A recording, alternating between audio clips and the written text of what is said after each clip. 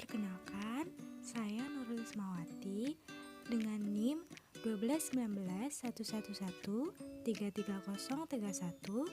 dari kelas Fonologi A, Program Studi Bahasa dan Sastra Indonesia, Fakultas Ilmu Budaya Universitas Airlangga. Tugas ini dibuat untuk kepentingan ujian akhir semester mata kuliah fonologi. Jadi, saya akan menjelaskan mengenai langkah-langkah pencarian dan penentuan fonem dari data bahasa Madura. Langkah yang pertama yaitu korpus data bertranskripsi fonetis. Di sini ada sekitar 99 data bahasa Madura yang sudah ditranskripsikan fonetisnya melalui tabel berikut ini.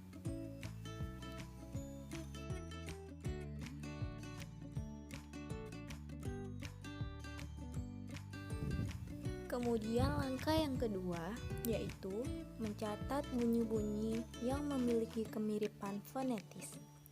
Dari data bahasa Madura yang ada, saya menemukan sekitar 22 pasang bunyi-bunyi yang memiliki kemiripan fonetis. Di antaranya ada bunyi neh dan ngeh, bunyi peh dan beh, bunyi teh dan deh, bunyi keh dan geh, dan seterusnya. Langkah yang ketiga yaitu mencatat bunyi-bunyi selebihnya. Berdasarkan data bahasa Madura yang ada, bunyi-bunyi yang tidak memiliki kesamaan fonetis di antaranya ada dua, yaitu bunyi seh dan bunyi heh. Kemudian langkah yang keempat yaitu mencatat bunyi-bunyi yang berdistribusi komplementer. Di sini ada bunyi keh onset dan ek koda. Bunyi yang termasuk onset merupakan bunyi yang berada pada awalan suku kata atau silaba, baik yang terbuka maupun yang tertutup. Sedangkan bunyi yang termasuk koda adalah bunyi-bunyi yang mengakhiri suku kata atau bunyi akhir dari suku kata tertentu. Contoh bunyi keh onset diantaranya sokoh, oleh, kopeng, dan seterusnya. Sedangkan bunyi ek koda contohnya cetak, bak dibi, belu, dan seterusnya. Jadi dapat disimpulkan bahwa bunyi keh dan bunyi ek adalah alofon dari fonem yang sama yaitu fonem K. Kemudian ada contoh lain seperti teh onset dan et koda, leh onset dan o koda, bunyi meh onset dan em koda, bunyi nah onset dan en koda. Langkah yang kelima yaitu mencatat bunyi-bunyi yang bervariasi bebas. Di sini ada bunyi de, dan deh, di mana ketiga bunyi tersebut bervariasi bebas dengan perincian de menjadi onset silaba di kelompok 1 dengan contoh kata dere, deteng, ngeding, dan tedung. Sedangkan de menjadi onset silaba bervariasi bebas dengan deh dengan contoh kata dibina dan adahar. Selanjutnya deh menjadi onset silaba di kelompok 2 dengan contoh kata abdina. Jadi de, dan deh merupakan alofon dan juga variasi bebas yang berasal dari fonem d. Kemudian ada contoh-contoh bunyi yang bervariasi bebas lainnya seperti bunyi beh dan beh, bunyi je dan jeh, bunyi ge dan ge. Selanjutnya, langkah yang keenam yaitu mencatat bunyi-bunyi berkontras. Bunyi-bunyi berkontras di sini ada dua macam, yaitu dari lingkungan yang sama atau identis dan juga lingkungan yang mirip atau analogis. Dari lingkungan yang sama ada ngaper dan ngoper dengan perincian A dan O adalah alofon dari fonem yang berbeda, yaitu fonem A dan O. Sementara di lingkungan yang mirip atau analogis ada ngocak dan ngecok. O dan E adalah alofon dari fonem yang berbeda, yakni fonem O dan E. Bunyi A dan bunyi O adalah alofon dari fonem yang berbeda, yakni fonem A dan U. Kemudian ada contoh lain lagi dari lingkungan yang sama, ada napah dan sapah. Bunyi ne dan se adalah alofon dari fonem yang berbeda, yakni fonem N dan S. Contoh lain dari lingkungan yang mirip atau analogis, yakni ada opu dan juga epu. Bunyi O dan E adalah alofon dari fonem yang berbeda, yakni fonem O dan E. Contoh lain dari lingkungan yang sama atau identis ada lakeh dan lake, di mana bunyi H dan ek merupakan alofon dari fonem yang berbeda, yakni fonem H dan K.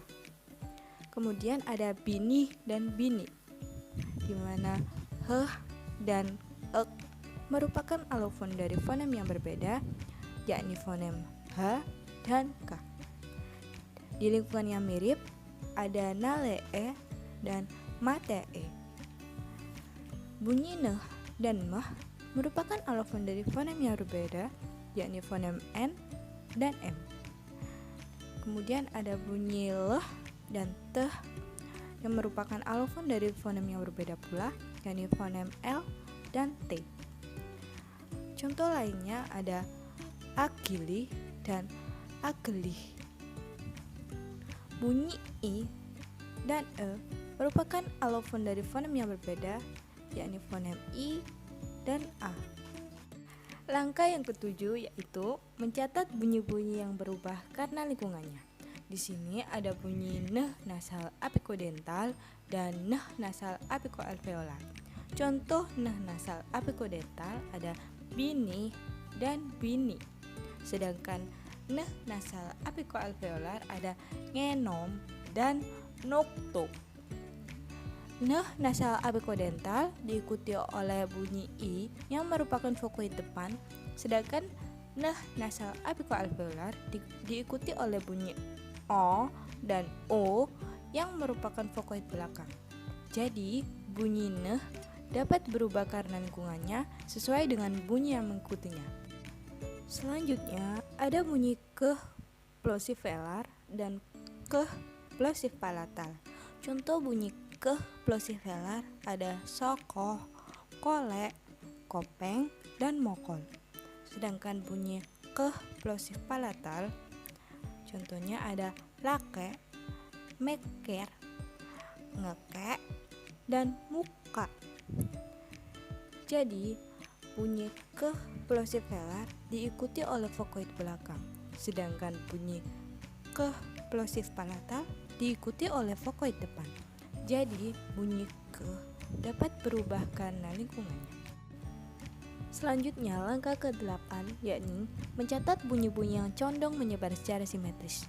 Di sini ada bunyi U dan U. Bunyi U tinggi. Contohnya yakni tabo, beo, opu, dan seterusnya. Dengan bunyi U rendah ada kulu, toju, muka. Jadi dapat disimpulkan bunyi U dan U merupakan alofon dari fonem U, dan kedua alofon tersebut dapat menyebar secara simetris baik dalam silaba atau suku kata yang tertutup maupun yang terbuka. Kemudian ada bunyi teh dan et. Di bunyi teh ada tanah, tengah, tabo, dan seterusnya.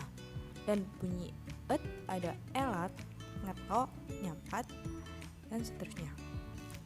Bunyi teh dapat menjadi onset silaba dan bunyi et menjadi kode silaba. Bunyi teh dan et merupakan alofon dari fonem T. Jadi, fonem T dapat menyebar secara simetris melalui alofonnya.